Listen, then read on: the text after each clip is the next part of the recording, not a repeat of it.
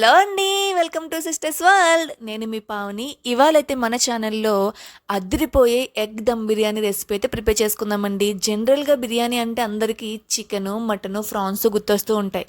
కానీ ఎప్పుడో కానీ ఎగ్ బిర్యానీ అనే పేరు మనం వినం కదా. ఎక్కువ శాతం ఎవరు ప్రిపేర్ చేసుకోరు కూడా. కానీ డెఫినెట్గా నేను చెప్పిన ప్రాసెస్లో ఎగ్ దమ్ బిర్యానీ ప్రిపేర్ చేసుకోండి. చికెను, మటను బిర్యానీలతో పాటు ఎగ్ బిర్యానీ కూడా మీ మెనూలో యాడ్ అయిపోతుందనమాట. టేస్ట్ అయితే అంత బాగుంటుంది. చాలా టేస్టీగా ఉంటుందండి. చాలా ఈజీ ప్రాసెస్లో ప్రిపేర్ చేసుకోవచ్చు అనమాట. చికెను, మటన్ మనకు అందుబాటులో లేనప్పుడు, ఈ బర్డ్ ఫ్లూ లాంటి ఏమన్నా జబ్బులు వచ్చినప్పుడు కూడా ఈ ఎగ్ బిర్యానీ అయితే మన సోల్ని సాటిస్ఫై చేస్తుంది. టేస్ట్ కూడా చాలా బాగుంటుంది. ప్రాసెస్లోకి వెళ్ళిపోదామా? మరి వచ్చేసేయండి. ముందుగా మనం ఎగ్స్ బాయిల్ చేసుకొని దానిలోనే కొంచెం కారం, ఉప్పు, పసుపు వేసుకోండి. మనం ముందుగా ఎగ్స్ ఘాట్లు పెట్టుకొని, నేనైతే లాస్ట్ పెట్టుకున్నాను. మీరైతే ఫస్ట్ ఘాట్లు పెట్టుకొని ఎగ్కి ఉప్పు, కారం, పసుపు పట్టించండి.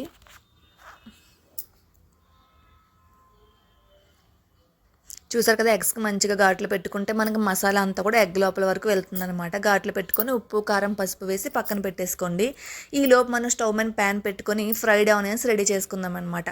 ఫ్రైడ్ ఆనియన్స్ అనేవి దమ్ బిర్యానీకి చాలా ఇంపార్టెంట్ అండి. ఫ్రైడ్ ఆనియన్స్ వల్ల దమ్ బిర్యానీ మంచి టేస్ట్ వస్తుందన్నమాట. సో ముందుగా మనం ఫ్రైడ్ ఆనియన్స్ ప్రిపేర్ చేసుకొని పక్కన పెట్టేసుకోండి. ఇది యాక్చువల్గా అయితే నేను ఫ్రైడ్ ఆనియన్స్ ఎక్కువగా ప్రిపేర్ చేసుకొని పెట్టుకుంటూ ఉంటాను అనమాట. రెగ్యులర్గా బిర్యానీలు చేసుకుంటూ ఉంటాం కదా, సో అందుకోసం.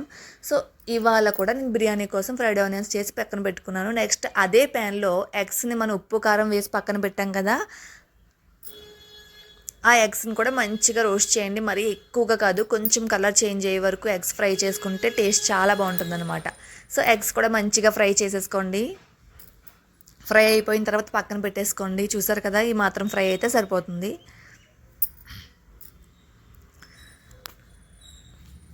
ఓకే, ఇప్పుడు సేమ్ ప్యాన్లో ఆయిల్ తక్కువగా ఉంటే కొంచెం ఆయిల్ యాడ్ చేసుకొని, నాకైతే సరిపోతుంది. సో అందులోనే కొంచెం జీలకర్ర, కొంచెం బిర్యానీ ఆకులు, అలాగే బిర్యానీ పువ్వు ఉంటుంది కదా, అవి, లవంగాలు, కొంచెం లాలిక్కాయలు, ఇవన్నీ కూడా వేసుకొని, ఎక్కువ వేసుకోకండి బిర్యానీ సామాన్లు, చాలా తక్కువ వేసుకోండి. ఎందుకంటే మనం రైస్లో కూడా మనం బిర్యానీ సామాన్లు వేస్తాం కాబట్టి కొంచెం వేసుకొని, అందులోనే కొన్ని పచ్చిమిర్చి, అలాగే ఆనియన్స్ కూడా వేసుకొని మంచిగా మగ్గించుకోండి ఆనియన్స్ని.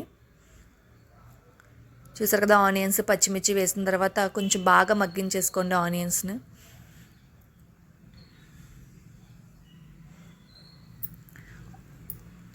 ఇందులోనే కొంచెం అల్లం వెల్లుల్లి పేస్ట్, సాల్ట్ వేసి మూత పెట్టి మగ్గించేసుకోండి. అవి మగ్గేలోపు మనం రైస్ ప్రిపేర్ చేసుకుందాం అనమాట. దమ్ బిర్యానీ కోసం ముందు మనం రైస్ ప్రిపేర్ చేసి పక్కన పెట్టుకోవాలి. ఆ రైస్ కోసం నేను 1.5 గ్లాస్ బాస్మతి రైస్ తీసుకున్నానండి. అందులోనే కొంచెం పుదీనా, కొత్తిమీర, షాజీరా, ఇందులో మనం బిర్యానీ సామాన్లు అన్నీ యాడ్ చేసుకోవాలండి. మీకు తెలుసు కదా బిర్యానీలో ఏమేమి ఐటమ్స్ వేస్తామో మనము. లాలిక్కాయలు, లవంగాలు, జాజికాయ, జాపత్రి, మరాఠీ మొగ్గ, అలాగే స్టార్ ఫ్లవర్ అంటాం కదా, అనాస పువ్వు, ఇవన్నీ కూడా బిర్యానీలో యూజ్ చేసే సామాన్లు అన్నీ కూడా మనం ఇందులో యాడ్ చేసుకోవాలి. మనకి రైస్కి మంచి ఫ్లేవర్ వస్తుందన్నమాట. సో ఇందులోనే కొంచెం అల్లం వెల్లుల్లి పేస్ట్, సాల్ట్, ఇవన్నీ యాడ్ చేసుకుంటే మనకి రైస్ అనేది చప్పగా ఉండకుండా మంచి కమ్మగా ఉంటుందన్నమాట. 1 టేబుల్ స్పూన్ గీ కూడా వేసుకొని ఒక 90% రైస్ అనేది మనం కుక్ చేసేసుకోవాలన్నమాట. సో 90% కుక్ అవుతూ ఉంటుందో పక్కన పెట్టేసుకోండి. ఇందులోనే ఒక చెక్క నిమ్మరసం కూడా పిండి రైస్ని కుక్ అవనివ్వండి, పక్కన పెట్టేసేయండి. ఈలోపు మన ఆనియన్స్ కూడా మంచిగా మగ్గిపోయాయి కదా, అల్లం వెల్లుల్లి పేస్ట్ కూడా పచ్చివాసన పోయే వరకు మగ్గించుకోండి. అల్లం వెల్లుల్లి కూడా పచ్చివాసన పోయిన తర్వాత అందులోనే కొంచెం పుదీనా,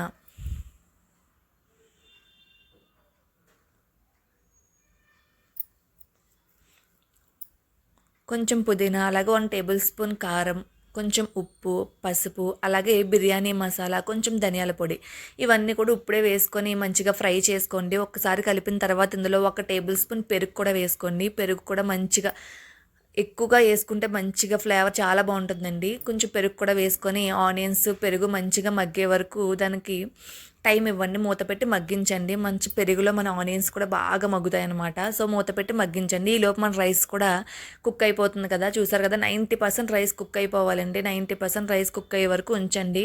మరీ పులుకుగా ఉన్నా సరే మనకు బాగోదనమాట. మరీ మెత్తగా అయిపోకుండా చూసుకోండి. రైస్ 90% కుక్ అయిన తర్వాత దాన్ని స్టెయిన్ చేసేసుకొని పక్కన పెట్టేసుకోండి.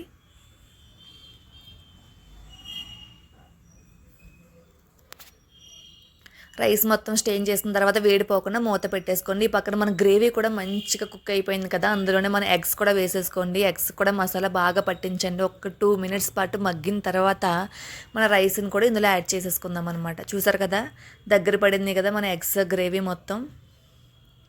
ఇప్పుడు ఇందులోనే మన బిర్యానీ రైస్ యాడ్ చేసేసుకుందాం. ఆల్రెడీ 90% కుక్ అయింది కదండి. ఇంకో 10 మినిట్స్ మాత్రమే, ఒక 10 మినిట్స్ పాటు కుక్ చేస్తే సరిపోతుందన్నమాట. రైస్ మొత్తం వేసుకున్న తర్వాత మంచిగా దమ్మిచ్చేసుకుందాం. దీనిపైన మనం ఫ్రైడ్ ఆనియన్స్ యాడ్ చేసుకోండి. ఫ్రైడ్ ఆనియన్స్ అనేవి చాలా ఇంపార్టెంట్ అనమాట, చాలా టేస్టీగా ఉంటాయి ఇక్కడ మన బిర్యానీకి.